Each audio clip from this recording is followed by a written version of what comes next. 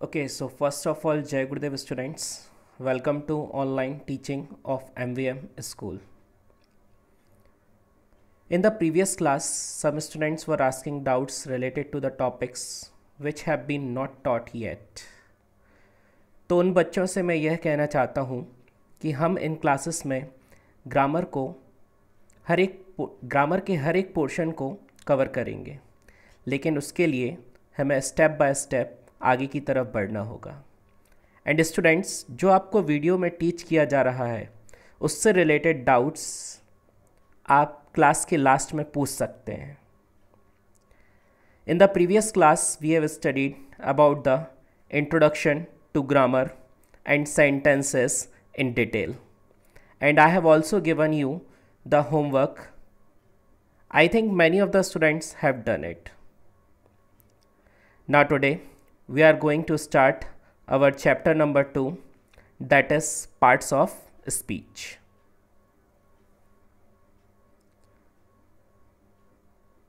Many of the students might be having the questions in their mind, what is part of speech? So you can see on the screen, the definition is written over there. The words are spoken or written together in a specific manner to create meaningful sentences. The interpretation of the message can be changed in how the words are arranged or used. In order to get the proper sequence of words to deliver the correct message, we must understand the different categories or parts of speech. चलिए हम इसको हिंदी में समझ लेते हैं। शायद ये language आपको टफ लग रही होगी, तो इसको हम हिंदी में भी समझ लेते हैं। किसी भी सेंटेंस को लिखने के लिए हमें ग्रुप ऑफ वर्ड्स की आवश्यकता पड़ती है। एक बार फिर से मैं रिपीट करता हूँ इसको। किसी भी सेंटेंस को लिखने के लिए हमें ग्रुप ऑफ वर्ड्स की आवश्यकता पड़ती है, और अगर हमने वर्ड्स को प्रॉपर तरीके से अरेंज नहीं किया है तो उस सेंटेंस का कोई मतलब नहीं निकलेगा। एक बार फिर से मैं रिपीट करता हूँ, और अगर हमने वर्ड्स को प्रॉपर तरीके से अरेंज नहीं किया है तो उस सेंटेंस का कोई मतलब नहीं निकलेगा।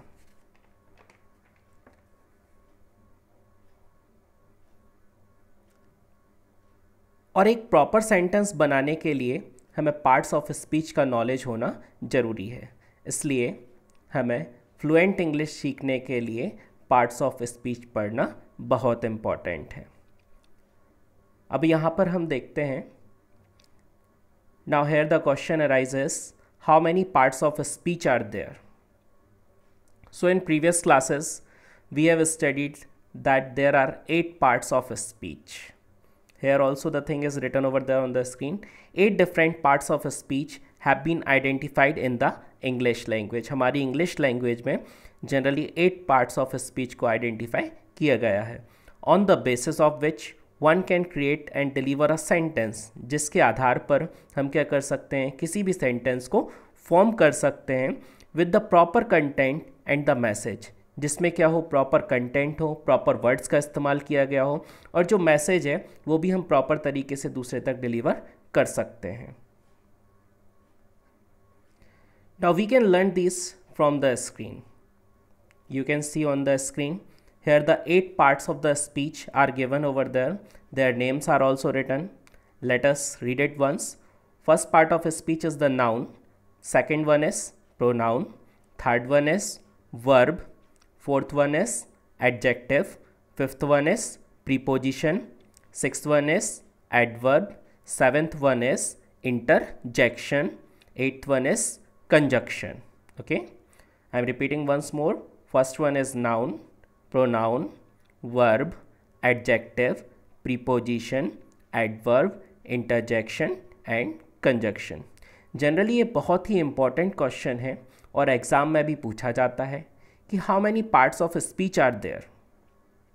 We can simply write the answer we have studied above. और जो हमने अभी पहले आंसर पढ़ा हुआ है हम उसको लिख सकते हैं वहाँ पर कि generally there are 8 parts of speech, और उसके नेम्स को भी आसानी से मेंशन कर सकते हैं. Now we will discuss each parts of speech in detail.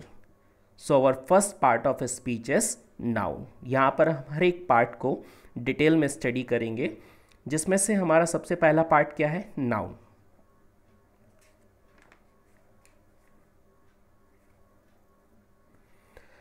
Now in the examination the question arises what is noun. Generally examination में क्वेश्चन अराइज किया जाता है कि नाउन क्या कहलाता है, और जो जनरली नाउन है उसको हिंदी में हम किस नाम से जानते हैं, संज्ञा के नाम से जानते हैं।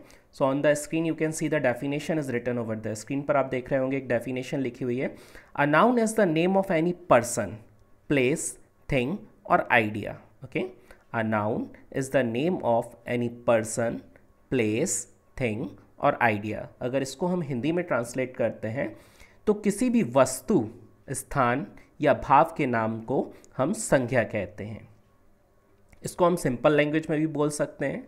We can say naming words are known as noun. Okay, जो नेमिंग वर्ड्स होते हैं उनको हम किसकी तरह ट्रीट करते हैं, एज अ नाउन की तरह ट्रीट करते हैं। आप यहाँ पर एग्जाम्पल देख सकते हैं स्क्रीन पर, Raju, boy, girl, Rohit, Delhi, city, village and so on etcetera. Many things are given over there. इनको रीड करने के बाद एक तरह की इमेजिनेशन हमारे दिमाग में आ जाती है। जैसे ही हम इन वर्ड्स को रीड करते हैं तो हमारे दिमाग में क्या होता है, एक इमेज बन जाती है, एक इमेजिनेशन क्रिएट हो जाता है कि हाँ, हम पर्टिकुलर चीज़ की क्या कर रहे हैं, यहाँ पर बात कर रहे हैं। एंड नाउन के थ्रू हम किसी भी चीज़ को आसानी से आइडेंटिफाई कर सकते हैं। नाउन के थ्रू हम क्या कर सकते हैं, किसी भी एक पर्टिकुलर चीज़ के बारे में सोच सकते हैं, विचार कर सकते हैं कि हाँ, वो चीज़ ऐसी होगी। Okay, now let us have example in the form of sentence. हम यहाँ पर एग्जाम्पल्स को डिस्कस कर लेते हैं सेंटेंस के फॉर्म में भी। अनु सेंग आ सॉन्ग। जो अनु है वो क्या करती है, गाना गाती है। तो यहाँ पर अनु और जो सॉन्ग है वो आप अंडरलाइन वर्ड्स देख रहे होंगे, वो यहाँ पर किसकी तरह एक्ट कर रहे हैं, ऐसा नाउन की तरह एक्ट कर रहे हैं, क्योंकि अनु क्या है, किसी पर्सन का नेम है, और सॉन्ग क्या है, एक प्रकार से चीज़ है, वस्तु है। Okay, next one is second example is given over there. My family lives in Dehradun. मेरी जो फैमिली है वो कहाँ पर रहती है, देहरादून में रहती है। तो यहाँ पर जो वर्ड फैमिली है, ठीक है, तो वो किसकी तरह है, ऐसा थिंग की तरह है। After that Dehradun. देहरादून क्या है, यहाँ पर एक प्लेस को रिप्रेजेंट कर रहा है, और जो फैमिली है वो किसी पर्सन्स को रिप्रेजेंट कर रही हैं। Next one is third example, Goa is nice place. तो यहाँ पर जो वर्ड गोवा है और जो प्लेस है ये किसकी तरह एक्ट कर रहा है, ऐसा नाउन की तरह एक्ट कर रहा है। The dog is a faithful animal. अब यहाँ पर जो डॉग है वो क्या है, एक फेथफुल एनिमल है। तो यहाँ पर जो डॉग और एनिमल वर्ड है वो किसकी तरह एक्ट कर रहा है, ऐसा नाउन की तरह एक्ट कर रहा है। सो यहाँ पर आप आसानी से जब इन वर्ड्स को रीड आउट करते हैं तो एक इमेजिनेशन आपके दिमाग में ऑलरेडी क्रिएट हो जाएगा, और आप आसानी से किसी भी चीज़ की जो इमेज है वो आपके दिमाग में बन जाएगी। Let us discuss how many kinds of nouns are there. ठीक है, यहाँ पर हम डिस्कस करेंगे जो नाउन्स होते हैं वो कितने प्रकार के होते हैं। ठीक है, इसको काइंड्स भी बोलते हैं और टाइप्स ऑफ नाउन भी बोलते हैं। Generally there are 5 types of noun. ये क्वेश्चंस भी जनरली एग्जामिनेशन में अकर होता है, 2 मार्क्स में, 3 मार्क्स में जनरली पूछा जाता है कि how many kinds of nouns are there और एक्सप्लेन द नाउन। ओके, तो यहाँ पर इसको भी हमें बहुत अच्छे से पढ़ना है। Now one by one we will discuss them in detail, और एक एक करके हम क्या करेंगे, सभी को डिटेल में डिस्कस करेंगे। सबसे पहले हम देख लेते हैं कि कितने प्रकार के नाउन्स होते हैं। यहाँ पर आप चार्ट में देख रहे होंगे स्क्रीन पर। जनरली यहाँ पर सबसे पहला जो नाउन है that is known as the proper noun. After that next one is the common noun, third one is the collective noun, fourth one is the abstract noun, fifth one is the material noun. Once again I am repeating over there. Nouns are generally of 5 types. First one is the proper noun, second one is the common noun, third one is the collective noun, fourth one is the abstract noun, and the fifth one is the material noun. Now one by one we will discuss them in detail. Firstly we will take proper noun. यहाँ पर हम सबसे पहले discuss करेंगे किसके बारे में, proper noun के बारे में। प्रॉपर नाउन को हिंदी में व्यक्तिवाचक संज्ञा के नाम से जानते हैं। Here the definitions is written over there. A proper noun is the name of a particular person, place or thing. इसको हम हिंदी में देख लेते हैं। कोई भी नाम, चाहे वह व्यक्ति का हो, जगह का हो, वस्तु का हो, जिससे हम उस जगह को, बिल्डिंग को, उस इंसान को आसानी से पहचान सकते हैं। एक बार फिर से मैं हिंदी में रिपीट करता हूँ, कोई भी नाम, चाहे वह व्यक्ति का हो, जगह का हो, वस्तु का हो, जिससे हम उस जगह को, बिल्डिंग को, उस इंसान को आसानी से पहचान सकते हैं। ऐसे शब्दों को हम किसकी तरह ट्रीट करते हैं? एज अ व्यक्तिवाचक संज्ञा की तरह ट्रीट करते हैं, और इंग्लिश में हम इसको क्या बोलते हैं? प्रॉपर नाउन बोलते हैं। Here some examples are given over there: Agra, Red Fort, Sonia, Reynold. Okay, जब हम यहाँ पर पर्टिकुलर चीज़ के बारे में बात कर रहे हैं, अभी ये वर्ड्स क्या कर रहे हैं? हमें पर्टिकुलर चीज़ की जो इमेज है वो क्रिएट कर रहे हैं हमारे दिमाग में। Okay, for example Agra. अब आगरा तो हमारे पास क्या है? एक ही है। रेड फोर्ट एक ही है। सोनिया एक पर्टिकुलर पर्सन की बात की गई है। रेनॉल्ड ये भी क्या है? एक पर्टिकुलर ब्रांड का नेम है। Okay, etcetera. इस तरीके से हम बहुत से एग्जाम्पल्स यहाँ पर ले लेते हैं। चलिए अब एग्जाम्पल्स को हम सेंटेंसेस के फॉर्म में भी देख सकते हैं। My name is Dimple Thakur. Okay, here the example is taken, my name is Dimple Thakur. By the way my name is Deepak Jain. तो यहाँ पर दीपक जैन क्या है? एक पर्सन को डिनोट कर रहा है। दीपक जैन कौन है? मैं हूँ। Okay, now our second example is Delhi is national capital of India. तो दिल्ली हमारे पास एक है, इंडिया भी हमारे पास क्या है? एक है। तो जब हम इन वर्ड्स को रीड आउट कर रहे हैं तो एक पर्टिकुलर क्या है? इमेज बन रही है हमारे सामने, और एक पर्टिकुलर चीज़ को ये बिलोंग कर रहा है। Third one is Jaipur is called pink city. जब भी यहाँ पर पिंक सिटी की बात होगी तो वो कहाँ पर लोकेट करती है? जयपुर में लोकेट करती है। Fourth one is my friends teachers in army public school. मेरा जो फ्रेंड है वो कहाँ पर पढ़ाता है? Army public school. यहाँ पर फ्रेंड को हमने अंडरलाइन क्यों नहीं किया? क्योंकि फ्रेंड्स तो हमारे बहुत सारे हो सकते हैं, फ्रेंड्स कोई भी हो सकता है, लेकिन आर्मी पब्लिक स्कूल यहाँ पर क्या है? एक ही है। Fifth example is I like to eat Dabur honey. अब मैं हनी खाता हूँ, लेकिन कौन सी ब्रांड का खाता हूँ? डाबर का। ओके, सो मतलब ये भी क्या है? एक पर्टिकुलर ब्रांड को लोकेट करता है। इसकी एक पहचान और होती है कि ये जब भी कहीं लिखा जाता है, first letter is always capital. इसकी एक बहुत बड़ी पहचान होती है कि जब भी प्रॉपर नाउन को हम लिखते हैं तो इसका जो हमेशा फर्स्ट लेटर होता है वो कैसा होता है? कैपिटल होता है।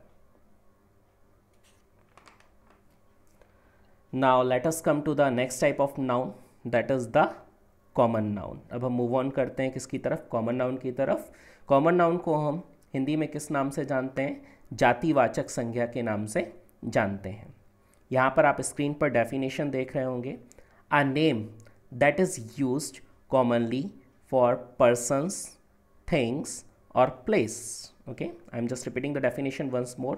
A name that is used commonly for persons, things or place. In Hindi we can say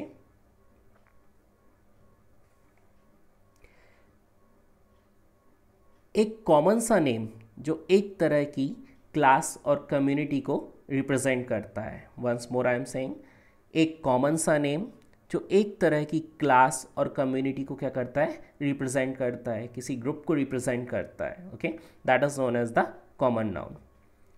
hair some examples are given over there. Boy. अब जो बॉय होते हैं वो बहुत सारे हो सकते हैं, Ram, Shyam, so many are there. तो इनका जो ग्रुप बनेगा उसको हम किस नाम से बुलाएंगे? बॉयज़ के नाम से बुलाएंगे या फिर बॉय के नाम से बुलाएंगे। After that dog, it belongs to the particular community. Pan belongs to the particular community. Man, woman, town, friends and so on. Now some examples are given in the form of the sentences. We can just watch out these also. First one is boys like to play football. यहाँ पर जो word दिया गया है boys, okay, it is known as the common noun. इसको हम किसकी तरह ट्रीट करेंगे? कॉमन नाउन की तरह ट्रीट करेंगे। Second one is there are many beautiful parks in Chandigarh. तो यहाँ पर जो पार्क्स है, पार्क्स तो बहुत सारे हो सकते हैं। Okay, that's why park is known as the common noun. My friend borrowed a few books yesterday. यहाँ पर जो फ्रेंड वर्ड है और जो बुक्स वर्ड है उसको अंडरलाइन किया गया है, it will act as the common noun. People like to live in city. जो पीपल हैं और जो सिटी वर्ड यहाँ पर यूज़ किया गया है वो किसकी तरह एक्ट कर रहा है? एज अ कॉमन नाउन की तरह एक्ट कर रहा है। Next one is teacher plays a role of guide, mentor, motivator in the life of a student. तो यहाँ पर जो वर्ड है टीचर, टीचर बहुत सारे हो सकते हैं, कोई भी हो सकता है teacher. After that guide, guide भी बहुत सारे हो सकते हैं, मेंटर भी बहुत सारे हो सकते हैं, मोटिवेटर भी बहुत सारे हो सकते हैं, और जो स्टूडेंट होते हैं वो भी क्या हो सकते हैं? बहुत सारे हो सकते हैं। Now after that we are moving to our next topic, that is difference between proper noun and common noun. अब यहाँ पर हम बात करते हैं कि प्रॉपर नाउन और कॉमन नाउन में क्या अंतर है। शायद इतना पढ़ने के बाद बहुत से स्टूडेंट्स के दिमाग में ये क्वेश्चन अराइज हो रहा होगा कि कॉमन नाउन भी वही बता रहे हैं सर, प्रॉपर नाउन भी वही बता रहे हैं, तो दोनों के बीच में डिफरेंस क्या है। तो हम दोनों को डिफ्रेंशिएट भी कर लेते हैं यहाँ पे। अब हम प्रॉपर नाउन और कॉमन नाउन को डिफ्रेंशिएट करके समझते हैं। तो मेरे लेफ्ट हैंड साइड में प्रॉपर नाउन दिया गया है और राइट हैंड साइड में कॉमन नाउन दिया गया है। आप भी देख सकते हैं, आपके भी लेफ्ट हैंड साइड में आपको क्या मिलेगा यहाँ पर, यहाँ पर आपको राइट हैंड साइड में आपको कॉमन नाउन मिलेगा और लेफ्ट हैंड साइड में आपको क्या मिलेगा, प्रॉपर नाउन मिलेगा।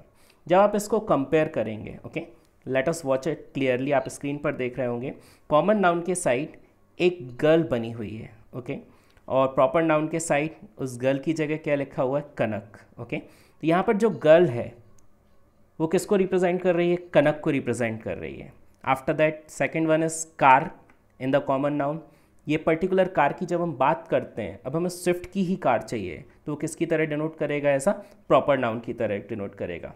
अब हम डीओ बहुत सारे यूज़ करते हैं तो वो क्या हो जाएगा, कॉमन नाउन हो जाएगा। लेकिन जब हम पर्टिकुलर ब्रांड को प्रेफर करते हैं, जैसे यहाँ पर थर्ड आप इमेज देख रहे होंगे, excel do is written over there, मतलब हम क्या कर रहे हैं, एक पर्टिकुलर ब्रांड को डिमांड कर रहे हैं कि हमको वही चीज़ चाहिए। After that next one is fan, okay, fan हमारे बहुत से ब्रांड के फैंस आते हैं, तो ये क्या हो गया, कॉमन नेम हो गया। लेकिन जब हम बात करते हैं उषा फैन, ओके, तो उषा क्या है, एक पर्टिकुलर ब्रांड को डिनोट कर रहा है, इसलिए किसकी तरह ट्रीट करेगा, प्रॉपर नाउन की तरह ट्रीट करेगा। इसी तरीके से आप देख सकते हैं बल्ब, बल्ब भी बहुत सारे आते हैं, लेकिन हम प्रॉपर नाउन में देख रहे हैं यहाँ पर लिखा हुआ सूर्या बल्ब, मतलब ब्रांड हमने दे दिया है, इसलिए इसको हम किसकी तरह ट्रीट कर रहे हैं, ऐसा proper noun. After that book, यहाँ पर बुक्स तो बहुत सारी होती हैं, लेकिन जब हम प्रॉपर नाउन में प्रेफर करेंगे तो एक पर्टिकुलर नेम आ जाएगा, that is known as the Ramayan. After that hut, hut तो बहुत सारी होती हैं, लेकिन हम पर्टिकुलर हट की बात कर रहे हैं कहाँ पर, प्रॉपर नाउन में, तो यहाँ पर दिया गया है मिक्की हट। आई थिंक सो दोनों बहुत अच्छे से ये डिफरेंस आपको क्लियर हो चुका होगा प्रॉपर नाउन और कॉमन नाउन के बीच में। Now with this only we are moving to our next topic. हम बात करते हैं अब कलेक्टिव नाउन की। कलेक्टिव नाउन को जनरली हिंदी में हम समूहवाचक संज्ञा के नाम से भी जानते हैं। Collective noun is also known as समूहवाचक संज्ञा। तो यहाँ पर आप डेफिनेशन देख पा रहे होंगे स्क्रीन पर। A name is given to a group of people, animals or things of the same kind. Okay, I'm just repeating the sentence once more. A name is given to a group of people, animals or things of the same kind regarded as a single unit. Okay, अब वो name क्या कर रहा है, सामने वाले को एक सिंगल यूनिट, सिंगल एंटिटी की तरह रिप्रेजेंट कर रहा है, is called as the collective noun. Example, class, crowd, team, etcetera. Okay, इसको हम हिंदी में एक्सप्लेन कर लेते हैं। किसी वस्तु या व्यक्तियों के समूह को कलेक्टिव नाउन के नाम से जानते हैं। किसी भी वस्तु या व्यक्तियों के समूह को हम किस नाम से जानते हैं, कलेक्टिव नाउन के नाम से जानते हैं।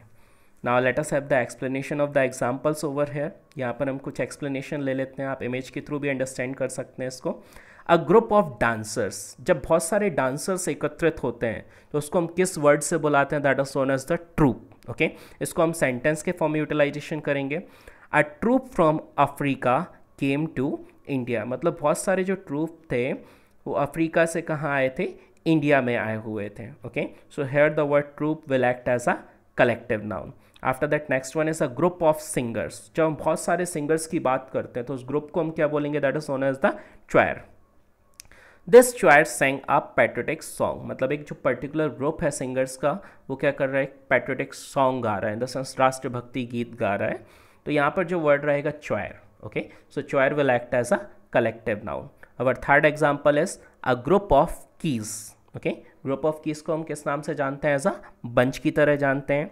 So I lost a bunch of keys yesterday. Okay, so आप देख रहे होंगे I lost a bunch of keys yesterday, मतलब मेरे हाथ से एक चाबी का जो गुच्छा था वो क्या हो चुका था, खो चुका था। सो यहाँ पर जो वर्ड बंच है वो किसको रिप्रेजेंट कर रहा है, कलेक्टिव नाउन को रिप्रेजेंट कर रहा है। Next one is a group of cows और बफेलोस। जब बहुत सारे काउस और बफेलोस का ग्रुप होता है तो हम उसको किस नाम से बुलाते हैं? हर्ड के नाम से बुलाते हैं। Here the sentence is my friend keeps a heard in his field. मेरा जो फ्रेंड है वो ग्रुप ऑफ बफेलोस और काउस को कहाँ पर रखता है? अपने फील्ड पर रखता है, खेत पर रखता है। तो यहाँ पर जो हर्ड वर्ड है वो किसको रिप्रेजेंट कर रहा है? कलेक्टिव नाउन को रिप्रेजेंट कर रहा है। Our fifth example and the last example is a group of flowers. Group of flowers को हम किस नाम से जानते हैं? बकेट के नाम से जानते हैं। Okay, we gifted a bucket to our new manager. हमने अपने नए मैनेजर को क्या गिफ्ट किया था? एक बकेट गिफ्ट किया था। Bucket in the sense a group of flowers को गिफ्ट किया था। तो जो बकेट है वो किसकी तरह एक्ट कर रहा है? एज अ कलेक्टिव नाउन की तरह एक्ट कर रहा है। Now with this only we are moving to our next type of the noun. Next one is abstract noun. अब हम मूव ऑन करते हैं किसकी तरफ? एब्स्ट्रैक्ट नाउन की तरफ। यहाँ पर आप स्क्रीन पर डेफिनेशन देख रहे होंगे। A name is given to a quality, state, feeling और emotion is called abstract noun. Once more I am repeating the definition. A name is given to a quality, state, feeling or emotion is called an abstract noun. Here some examples are also given over there. Courage, childhood, anger, excellence, privacy, etc. Let us understand this thing in Hindi. तो abstract noun को बच्चों हम हिंदी में किस नाम से जानते हैं? भाववाचक संज्ञा के नाम से जानते हैं। इसको हम हिंदी में समझ लेते हैं। जिन संज्ञा शब्दों से किसी वस्तु के गुण या दोष, दशा या स्वभाव या अवस्था के बारे में पता चलता है उसे हम किस नाम से जानते हैं? एब्स्ट्रैक्ट नाउन के नाम से जानते हैं और हिंदी में उसे हम भाववाचक संज्ञा के नाम से जानते हैं। एक बार फिर से मैं हिंदी का डेफिनेशन रिपीट करना चाहूँगा।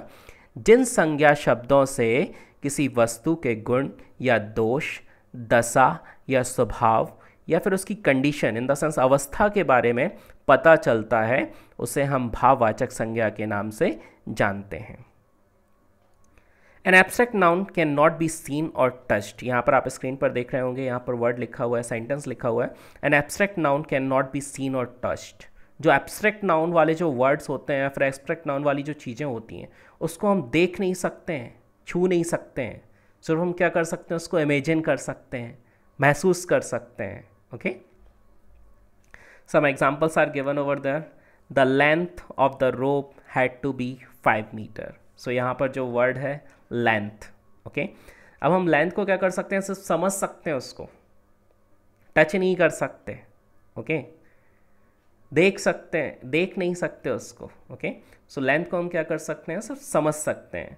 After that second example is his knowledge about the earth is very good. उसका जो नॉलेज है अर्थ के बारे में बहुत अच्छा है। तो नॉलेज क्या है उसको भी हम समझ सकते हैं। Okay, next one is wisdom can not be bought. जो विजडम है वो नहीं लाई जा सकती है। तो विजडम क्या है उसको भी हम समझ सकते हैं, कोई चीज़ नहीं है वो। Okay, every parent should ensure the safety of their children. तो यहाँ पर जो वर्ड सेफ्टी है, ओके, तो वो भी क्या है? एक प्रकार से उसको भी हम समझ सकते हैं, उसको देख नहीं सकते। अब जो विजडम यहाँ पर वर्ड हमने थर्ड एग्जाम्पल में पढ़ा हुआ था उसको हम क्या कर सकते हैं? सिर्फ सेंस कर सकते हैं, महसूस कर सकते हैं। Okay, so I think so it is very well clear with these examples also what is abstract noun.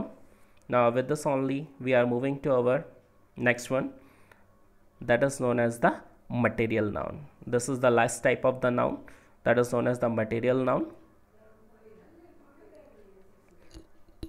So here the definition is written over there.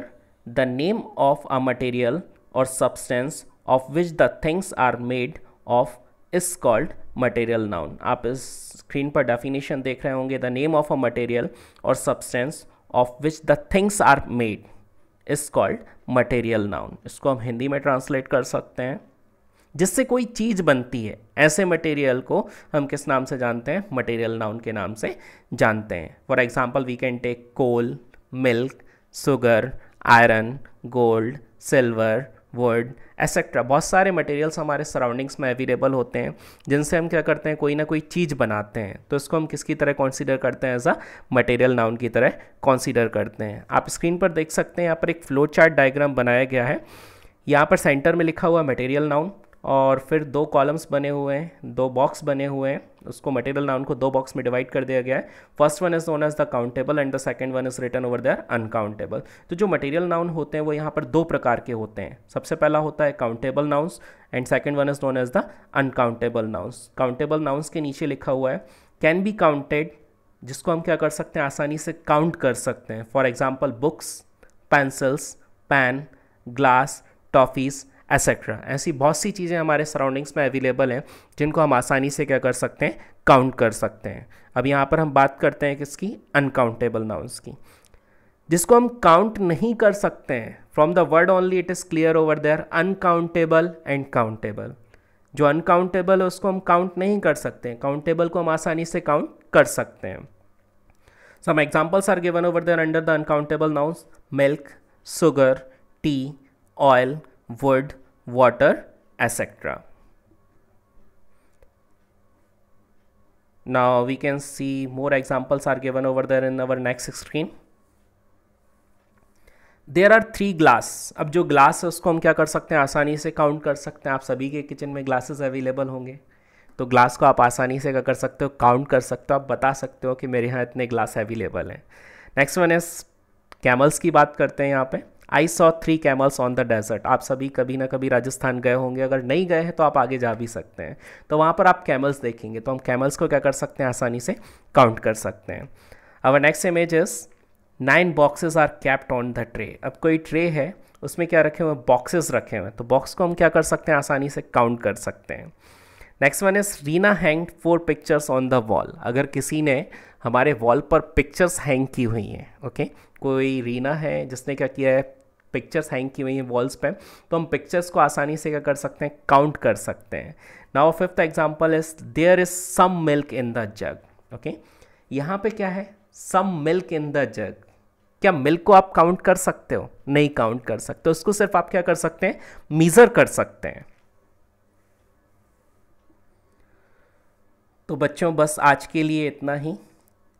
बच्चों at last of the video इतना पढ़ने के बाद अगर आपको कोई doubts है, कुछ समझ नहीं आया है, तो नेक्स्ट 30 मिनट्स आप ले सकते हैं अपने डाउट्स को क्लियर करने के लिए, और ग्रुप में ही उसको फॉरवर्ड कर सकते हैं। अब यहाँ पर एक एक्सरसाइज मैं आपके लिए एज अ होमवर्क की तरह दे रहा हूँ। आप स्क्रीन पर देख सकते हैं, exercise two revise is written over there, और एक्सरसाइज टू रिवाइज के अंडर में एक क्वेश्चन लिखा हुआ है, state underline nouns given in each sentence. यहाँ पर जो अंडरलाइन वर्ड्स हैं उनको आपको आइडेंटिफाई करना है कि ये कौन सा नाउन है। ओके, यहाँ पर कुछ सेंटेंसेस दिए गए हैं जिसमें कुछ वर्ड्स हाईलाइटेड हैं, अंडरलाइन किया गया है उसको, और उसके बाजू से कुछ ऑप्शंस दिए गए हैं, और ये जो ऑप्शंस हैं वो काइंड्स ऑफ सेंटेंसेस और टाइप्स ऑफ सेंटेंसेस को बिलोंग करते हैं। तो आपको यहाँ से करेक्ट ऑप्शन को क्या करना है, सेलेक्ट आउट करना है। So this will be the homework for you. As you will complete this homework, you can forward the answers on my particular WhatsApp number. Okay, now after that let us read the questions once. It is written over there, Rajesh is a manager in Titan company. So here the word is Rajesh and second one is Titan. आपको यहाँ से identify करना है, common है, proper है, abstract है. Next one is sugar is needed to cook sweet dish. यहाँ पर जो word sugar है आपको identify करना है, proper है, कलेक्टिव है कि मटेरियल नाउन है.